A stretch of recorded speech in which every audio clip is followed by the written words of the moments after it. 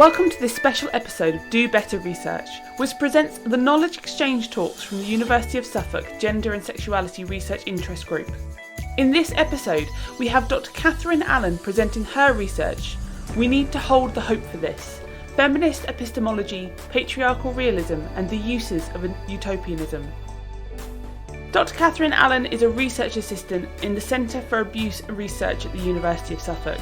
She has a cross-disciplinary research experience in sociology, philosophy and literature, with strong research interests in sexual and gender-based violence and the evolution of feminist ending violence movements, feminist and social epistemology, and philosophy of literature, mind and emotions.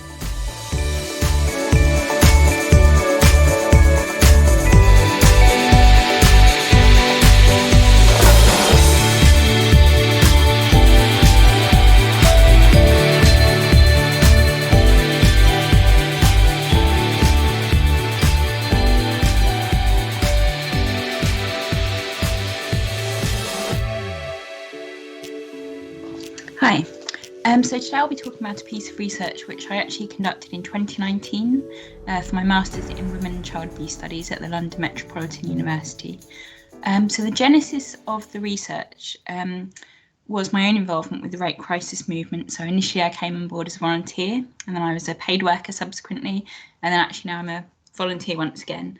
And this movement between kind of the paid and the voluntary roles is actually not atypical for the rape crisis movement. There tends to be slightly more porous boundaries between the two for historical reasons that I'll discuss during the presentation.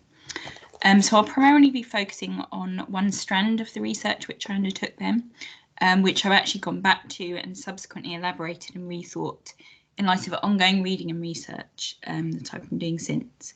And so it's looking at rape crisis centre workers' responses to two interlinked organisational precepts. First, that sexual violence is a cause and a consequence of gender inequality. And second, that sexual violence is something that we can work towards ending. And I found this to be a very powerful concept and objective, but it's one that was often met with incredulity when I would kind of talk about my work with other people, when I would be recruiting volunteers. I think it's something that seems like quite a big ask to people and almost kind of radically utopian. So this is kind of the genesis of the research, and it's also framed by my own experiences as a volunteer. And this is a quote I came across while I was doing the research, which I think is quite an interesting evocation of what it is that differentiates feminist consciousness from a kind of more proto-feminist or pre-feminist awareness that maybe things are a little unfair or unfortunate. And so the quote is, "Feminists are not aware of different things than other people. They are aware of the same things differently." And that's a quote by the philosopher and Marxist Sandra Bartke. And essentially, her idea was that feminists see these things not just as lamentable, but actually as changeable. So a necessary element of feminist consciousness and kind of almost the origins of feminist consciousness is the idea that you can make a significant change.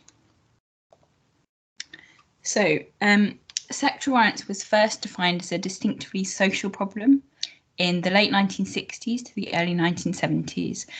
So this is something that kind of around the same time, possibly a little earlier, the African American civil rights movement, kind of women activists within the movement were testifying about their experiences of sexual violence, predominantly from white American men, which was a very racialized form of sexual violence, and it was kind of born of the legacies of slavery. And then also the kind of feminist second wave in the kind of early 1970s. Again, women were kind of coming together, they were attending these consciousness raising speak outs, which really enabled women to join the dots between individual experiences of sexual violence and gendered violence. And so when I say that it was defined for the first time as a social problem, so obviously people had some awareness of sexual violence. Obviously it's always been something that people have known about. But previously it might have been understood as kind of the collision of a kind of an individually deviant perpetrator or perhaps an incautious or provocative victim. It wasn't necessarily seen as something that was socially rooted and caused by kind of changeable social factors. So feminist consciousness raising enabled women to link together their experiences, to see that actually these are really common experiences. They're not necessarily due to individual failings or kind of mistakes within them, but it was often perpetrated by men and boys they knew, and that wider cultural and gender norms are actually colluding with and supporting sexual violence. So there are all kinds of factors that are coming together to create this culture of impunity for perpetrators, and that was preventing victim survivors from understanding and talking about their experiences. So, for example, to return to the idea of the African-American civil rights activism, there was the construction of some women, so African-American women, as being unrapeable, as almost being there, and it being fine to perpetrate sexual violence against them. Or other women perhaps were seen as deserving of sexual violence.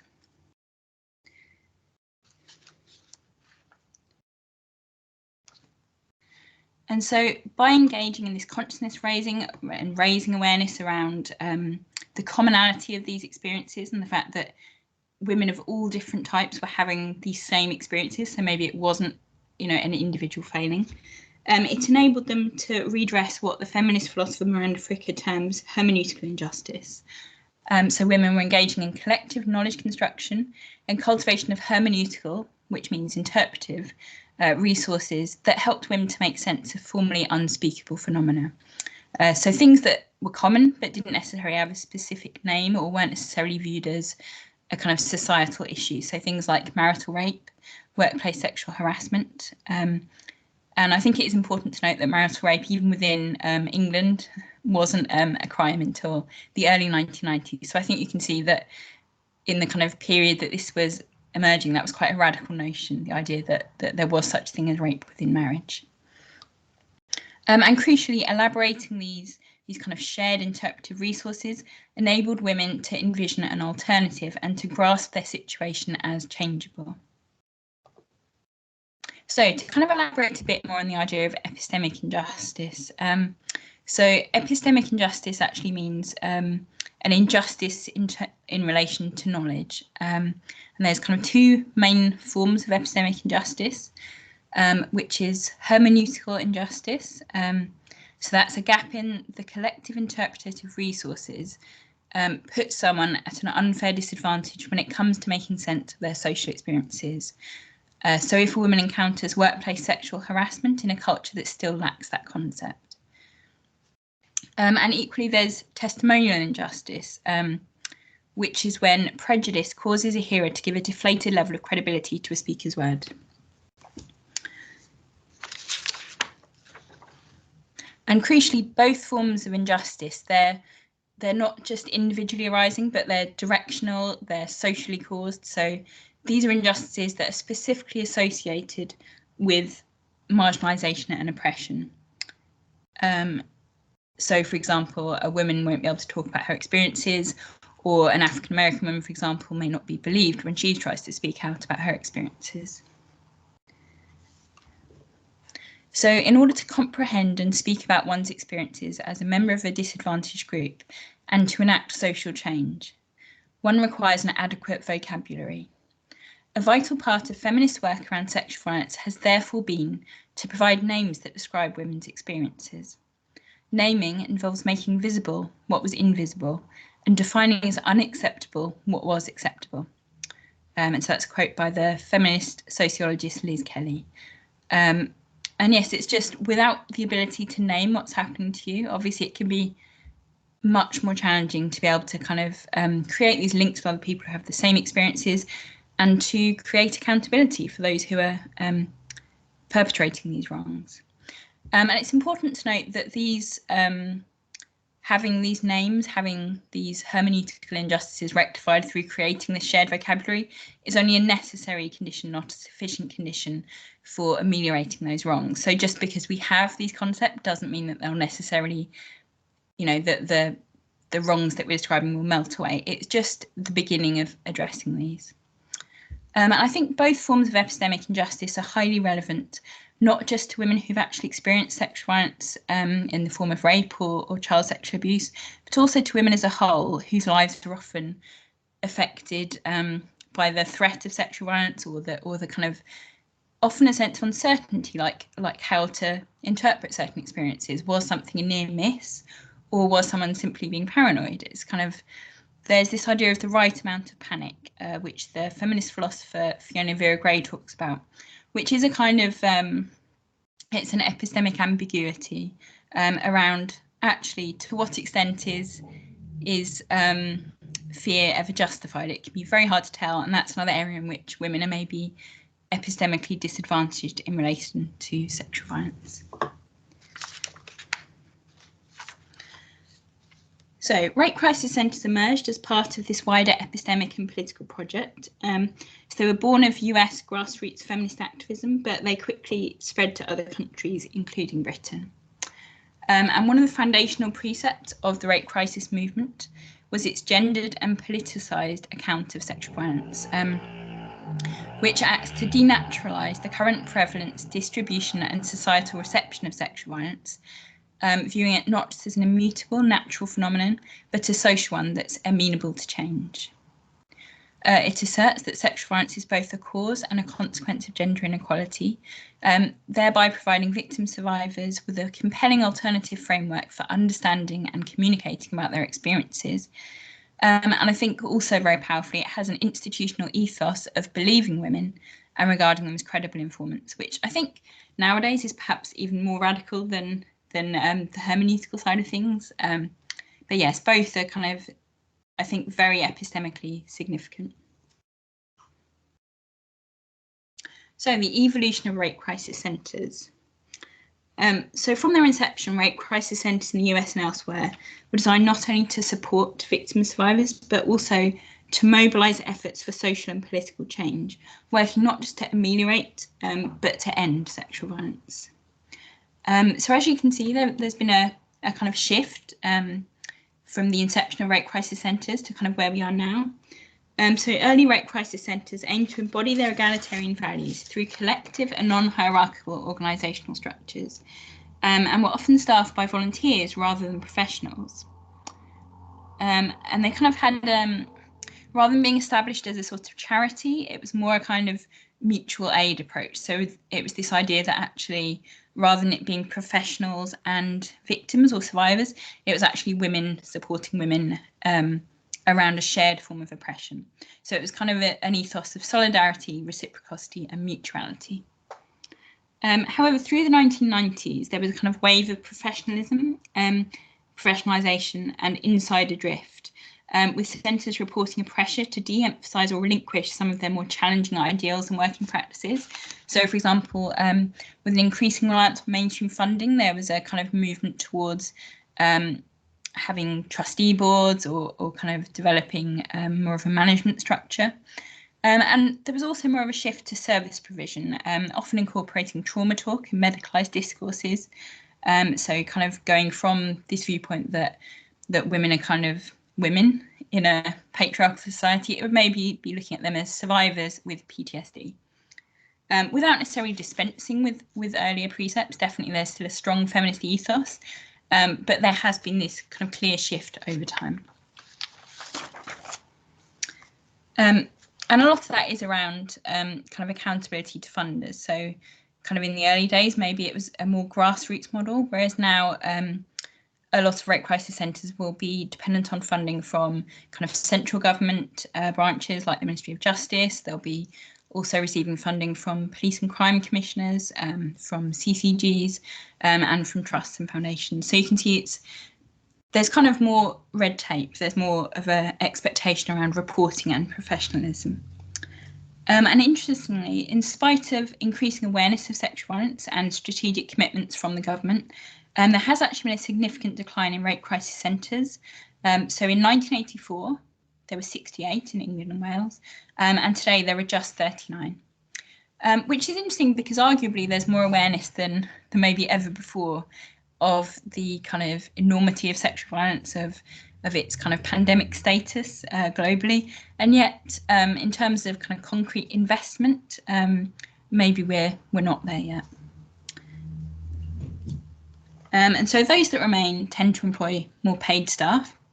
There's obviously more of an emphasis on kind of counselling and things like that. And they will be accountable to their funders. So there's something of a double bind, because rape crisis centres are still They're still avowedly feminist, that's still one of their central precepts, and yet they're also expected to make themselves legible and palatable to mainstream funders. And here are two quotes from the Rape Crisis National Service Standards 2020 that I think are illustrative of these kind of powerful changes and continuities. So the first quote: "In all aspects of what they do, organisations challenge social tolerance of sexual violence and gender inequality and work from the core belief that it is preventable." So as you can see, the central politicised account of sexual violence is still there, and it's one of the kind of national standards for rape crisis centres. And then the other quote, "In a climate of competitive funding with ever decreasing resources, funders and commissioners need to be assured of the quality and professionalism of the services they are purchasing and the positive difference these services will make for service users." So you can see there's this kind of shift to very much a service provision and a kind of quality assurance point of view, and definitely a kind of move away from the idea that this is a grassroots, we're all in it together kind of mutual aid kind of programme. So where are we today? Arguably, I think feminist activism has already so radically changed our ideas about sexual violence that it might seem kind of archaic or obsolete to be talking about, well, there's still this remaining hermeneutical injustice. So do prevailing understandings of sexual violence that we have now satisfactorily account for the gender distribution of sexual violence perpetration and victimisation? So I think feminist activism and theorising has been indisputably incredibly successful in kind of changing many of the more misogynistic and victim blaming ideas around sexual violence. But I would say perhaps now we may have shifted to a more individualistic or psychologizing approach. So there's the cycle of abuse model, this idea that rapists are craving power and control, which is often a very gender neutral or degendered account. So does having this account, which doesn't necessarily talk about patriarchy or kind of how gendered sexual violence is, does this actually work for women living in a sexually violent society? Does this work for survivors of any gender in making sense of their experiences? And if not, what are the epistemic impacts of this lacuna, this gap in theorising, which kind of almost skips over the very gendered nature of sexual violence? So what kind of implications does this have for survivors? And does the feminist explanatory model employed within the rape crisis movement, so the idea that sexual violence is a cause and a consequence of gender inequality, does that afford a better alternative for survivors and for women more generally? So in order to investigate kind of how women were responding to the feminist explanatory model of sexual violence and the idea of ending sexual violence, I decided to undertake qualitative research with women working in rape crisis centres. So I conducted semi-structured, open-ended interviews with a purposive sample of rape crisis centre workers, both paid and voluntary, who had completed the volunteer training. And those interviews were between 45 minutes to 2 hours duration. And those were recorded and verbatim transcripts were produced. So the interview schedule was designed to explore how salient, plausible and meaningful participants found the gendered account of sexual violence during the volunteer training. So kind of how present did they find that idea throughout the training? Did they find that to be a plausible account of kind of the etiology of sexual violence? And did they find that kind of personally meaningful and meaningful as a way of thinking about kind of not just their own experiences, but maybe society as a whole? And I then conducted a thematic analysis of those transcripts. So the participants were 9 women from 2 rape crisis centres in the east of England, 3 from Home Centre, so the centre that I was involved with as a volunteer, and 6 from Sister Centre. They were predominantly white British, 8 of the 9 participants, and 1 was white mixed. 5 were heterosexual, 2 were bisexual, and 2 preferred not to say, and 3 had disability or long-term health conditions. So as you can see, fairly homogenous in terms of ethnicity, which maybe will kind of limit the findings to a certain extent. but somewhat more diverse in terms of sexuality and disability. And there was quite a range in terms of how long they'd worked at the Rape Crisis Centre. So I think the shortest was around 5 months, whereas the longest was 7 years. So there's quite a range of experience there.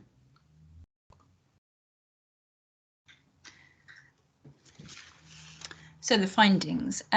So perhaps somewhat naively, I'd originally anticipated more of a straightforward conversion narrative or a kind of epiphany almost, whereas in actuality it was far more nuanced than that. So all the participants found the feminist explanatory model salient and plausible as a kind of societal level explanation.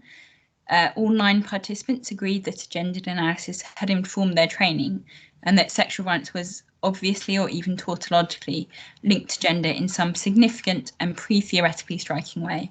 So it was almost a kind of, even before they'd kind of gone to their first training, they were like, well, of course it's a gendered experience. And the majority, although not all participants, found the feminist explanatory model personally meaningful. So they found it useful in thinking about their own experiences, in naming and interpreting them. However, only one related to the Rape Crisis England and Wales mission statement of ending sexual violence as straightforwardly comforting or even remotely realisable.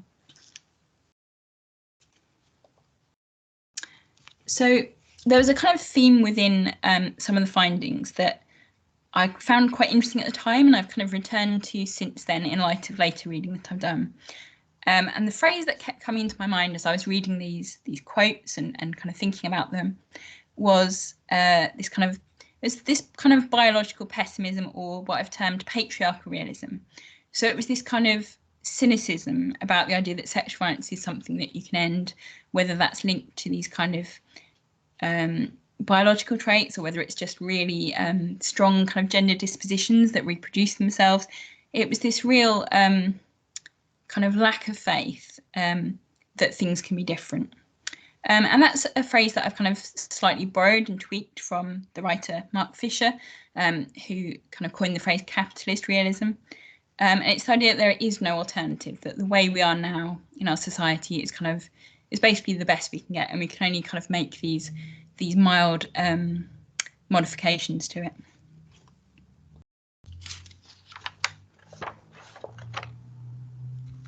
So if I just read out some of the quotes that revealed a much more complicated response to the idea of ending sexual violence than I'd originally anticipated. So Elizabeth said, you know, it's a bit like the poor are always with us. Sexual violence will always be happening. I mean, you're sort of looking at an ideal utopia, which we'll never see. So I don't think it is preventable in the way that you can somehow change attitudes and change how some people look at things and how some people behave. But, you know, there's always going to be people who behave badly, always people who behave violently, and always people who do whatever they take to get what they want. I mean, that's the human condition. Similarly, Ella said, I don't know how I feel towards that question. Preventable? I'd like to say yes. I think within my personal sphere, smaller things feel preventable. But anything more drastic or more structural feels overwhelming. And I hate that I think that. I don't want to think that. But I guess I do at this point. But right now, if I think, oh, is this preventable? Then I think, is gender inequality preventable? And then I think of all the terrible things in the world and I think, I don't know. And Bryony said, it's not going to happen, is it? Would it ever end? I don't think it will end in my lifetime. It's illegal, it's immoral. But then, you know, murder's illegal and immoral, and there's huge penalties for that. And that's generally seen by most people as an absolute social wrong, but it still happens. Just as you were saying that, it suddenly occurred to me just the realities of reproduction. You know, these biological things that are unchangeable. I wonder if they're going to shackle us in a way as well. I'm just trying to unpick it as I'm saying it. You know, that does make women more vulnerable. It does mean that the man can leave and the woman cannot, generally with children and so forth. So there's always going to be this biological patriarchy, for want of a better word. And similarly, Melissa said, gradually, hopefully, each generation will sort of introduce a change. But I don't know if it will ever go away because there's such a, I think gender-wise, men tend to lash out. So as you can see, they're not necessarily endorsing that position, but there's this kind of flickering between thinking, is this something that can end? Because obviously, to a certain extent, it's very obviously gendered and obviously has its roots in social kind of norms and kind of oppression. And yet at the same time, it's something that's so omnipresent. There's this kind of disbelief at the idea of ending it. So they related to it in a much more complex and ambivalent way than I'd predicted.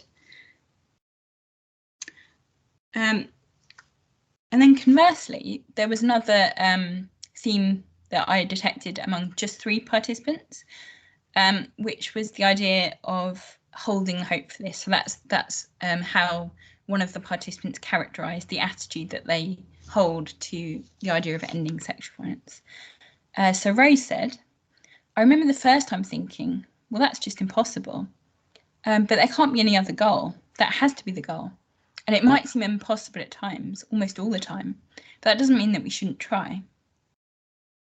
Elizabeth, who was very pessimistic about the idea of actually successfully ending it, she kind of had an interesting perspective on this as well, when she was asked kind of how she relates to the idea of ending sexual violence.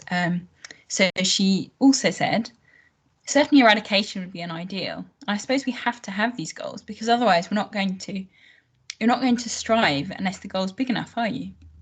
I mean, Rape Crisis needs to have a mission statement, don't they? Which is overarching with this is what we want to achieve.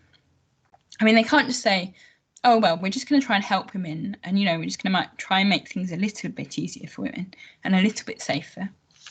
That wouldn't do at all. And Danielle, whose quote provides the name for this theme, said, if I'm honest, I think when I did the training, I thought, well, that's not going to happen. Like I genuinely thought, well, I don't see how that's going to happen. However, after years of kind of being involved as a volunteer and when she's speaking to other volunteers now, when I get to sense sometimes that other volunteers feel that way, I'm the one to say, we need to hold the hope for this. Like hold the hope is a phrase we use quite a lot when things are really difficult to be able to kind of see positives. And I think that having a notion of ending sexual violence is imperative for the work that we do. And we couldn't do it. Like if we never thought that was going to happen, we should just go home. So, as you can see, that's quite an interesting kind of way of relating to the goal of ending sexual violence. So it's certainly not a case of women coming into the training kind of with a pre-feminist kind of idea of sexual violence that then kind of melts away in the face of this explanatorily superior feminist model. But actually, there's these contradictory kind of models or ways of seeing that are existing in tension. And I think that last set of quotes, it's interesting because the people who are simultaneously quite pessimistic about the idea of achieving that goal, they kind of see it as something you have to have. So it's almost this kind of dialectical movement between 2 impossibilities. It's impossible to believe that you can actually end sexual violence, but at the same time, it's impossible to engage in the work and in the kind of theorising and activism unless you have that hope, unless you're holding that hope. You should just go home, as Danielle said. And so kind of those 3 quotes, although that was a minority of the participants, which is another reason it's something I've kind of gone back and puzzled over by myself, I kind of thought, well, actually, to a certain extent, any explanatory model of sexual violence that we have at this point in history, with the knowledge that we have now, is underdetermined to a certain extent. So we can't kind of go and test it by looking at a non-patriarchal society. We can't kind of go 100 years in the future and see, well, how much has this changed now? So given that it will be underdetermined to a certain extent, it's reasonable to consider what work do we want any model of sexual violence to do, and what are the pragmatics and what are the perlocutionary effects of different models. So when I say perlocutionary, it's kind of what are the kind of conceivable repercussions of that on other people, on the people who are hearing about this idea of sexual violence. So, and here's a final quote, which I think nicely kind of sums up why maybe we need to hold that hope and have a slightly more radical perspective. So Zoe was saying, I still to this day, I don't really see how it's possible living within the society we have to end sexual violence. I think my reaction to it has become more nuanced over time, but I still think that while we have the patriarchy, I think we can't end sexual violence. We need to just burn the whole thing down and start afresh. I think I found it a difficult concept because I just don't see how we can go from here to there. I don't see how we can say, let's end sexual violence and then have it end. I don't have a clear path. I didn't at the time and I don't now. I think we need to start a new system.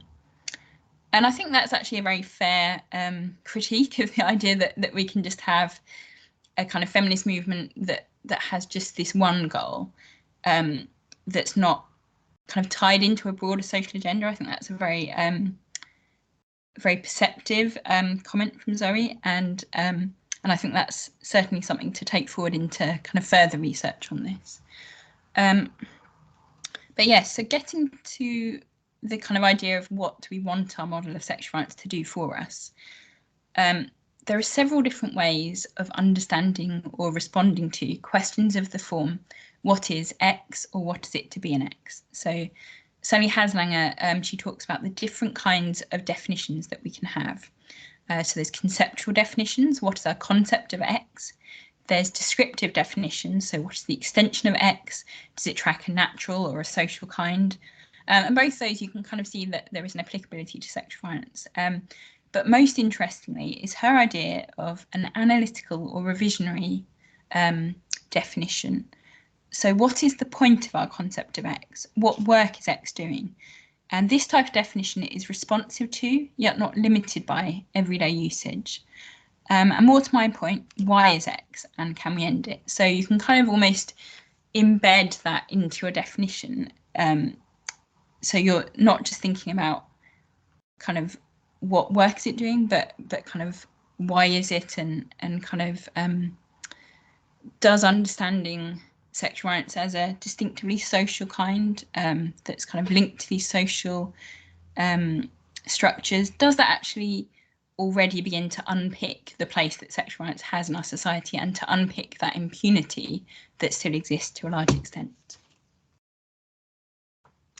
And a quote from Sally Haslanger that I think is quite relevant is the idea that good theories are systematic bodies of knowledge that select from the mass of truths those that address our broader cognitive and practical demands. So what are the cognitive and practical demands that the feminist explanatory model serves? Well, firstly, I think the fact that rape crisis centres are already subject to immense pressure from funders to demonstrate tangible outcomes for service users with finite resources. So without some kind of animating vision of ending sexual violence as something that is not just unjust or gendered, but it's unjust in a particular way that we have within our power to kind of work towards ending it. That can make the kind of mission work of charities like Rape Crisis so much more disincentivized and difficult to justify. So we almost have to have this kind of horizon focus, this kind of utopianism as a method of continuing with the hugely demoralizing work that's involved in rape crisis centre work. And so to relinquish that model would also be colluding with the individualisation and depoliticisation of sexual violence. So the dominant story of rape as a problem for women and not a problem for society. So there's the idea that, yes, it's not someone's fault if they're raped, but then on the other hand, why were they out walking at night? You know that rape is always going to happen, etc., etc. So if we don't have this idea, if we're not holding this idea, how much more challenging is it to kind of advocate for survivors, to kind of criticise the culture of impunity around perpetrators and around victim blaming? And also I think there's a very real risk whereby you create almost a professional feminist class, so feminist managerialism, where the symptoms of rape are interpreted and managed by professional experts, and feminist organisations intercede to achieve piecemeal legal and policy reforms that at worst merely serve as an alibi for a state that's indifferent or even actively hostile to marginalised women. And I think it's helpful to give a concrete example of what I mean here. So if you think about the recent Domestic Abuse Act 2021, that's introduced hugely helpful reforms. It's introduced a statutory definition of domestic abuse. It's introduced a statutory duty for Tier 1 local authorities to provide safe, supported accommodation for survivors. But at the same time, there are swathes of women who are completely excluded from that. So migrant women with no recourse to public funds, they're excluded from many forms of refuge and accommodation provision, and they face so many more barriers to accessing the safety and the justice that they deserve. And I think you need to be careful to a large extent when you're kind of entering into negotiations to achieve these reforms to protect some women when you know that others will be excluded. So what I've called utopianism as method? What are the uses of that? I think the rape crisis movement needs a compelling vision of the good to work towards, not an alternative to kind of service-oriented work, so the day-to-day bread and butter work that rape crisis centres are doing to support survivors. But I would argue that actually having this vision, having this kind of simultaneous stream of activism and advocacy actually serves to sustain that work under inimical social, political and economic conditions. And it actually serves as a counterweight to the kind of Sisyphean work of what Danielle termed mopping up after perpetrators. So if we don't have this kind of end in our vision of ending sexual violence, of kind of changing the ongoing rape and sexual abuse, actually it becomes so much harder to continue engaging that work without kind of getting many of the impacts that people engaged in trauma work have, such as vicarious trauma, secondary traumatic stress and burnout. So at what cost do we relinquish this more politicised idea about sexual violence and then focus purely on kind of more therapeutic and treatment models? So just to give a quick recap, the impetus for the research was testing my kind of hypothesis that I had about the epistemic benefits of the feminist explanatory model and involvement with rape crisis centre work. So my original hypothesis was that the model supplants other inferior understandings of sexual violence and grants women a more meaningful framework for understanding society and their own experiences. My findings were that it inevitably exists in tension with other models, and participants would invoke alternative frameworks, so sexual violence is part of the human condition, sexual violence is linked to sex, to kind of attributes or like really deeply rooted dispositions.